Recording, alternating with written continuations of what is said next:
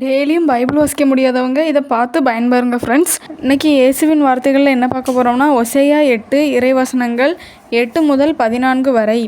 வேற்றினத்தாரை நம்பி பாழாய் போன இஸ்ரேல் விழுங்கப்பட்டாயிற்று.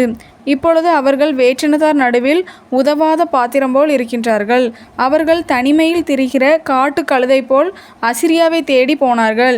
எப்ராயிம் மக்கள் தங்கள் காதலருக்கு பொருள் கொடுத்து வருகிறார்கள். கைகூலி கொடுத்து வேற்றினத்தாரை அவர்கள் துணைக்கு அமர்த்தி கொண்டாலும் இப்பொழுதே நான் அவர்களையும் சேர்த்து சிதறடிப்பேன். தலைவர்கள் ஏற்படுத்திய மன்னன் சுமத்தும் சுமையில் சிறிது காலம் துயருறுவார்கள். எப்ராயிம் பாவம் செய்வதற்கென்றே பலிபீடங்கள் பல செய்து கொண்டான். அப்பீடங்களை அவன் பாவம் செய்வதற்கு காரணமாயின.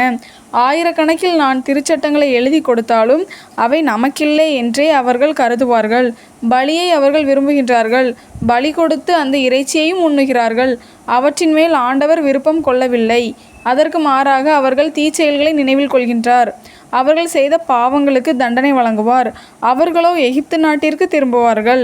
இஸ்ரேல் தன்னை படைத்தவரை மறந்துவிட்டு அரண்மனைகளை கட்டினான். யூதாவோ அரண்சூழ் நகர்கள் பலவற்றை எழுப்பினான். நானோ அவனுடைய நகர்கள் மேல் நெருப்பை அனுப்புவேன்.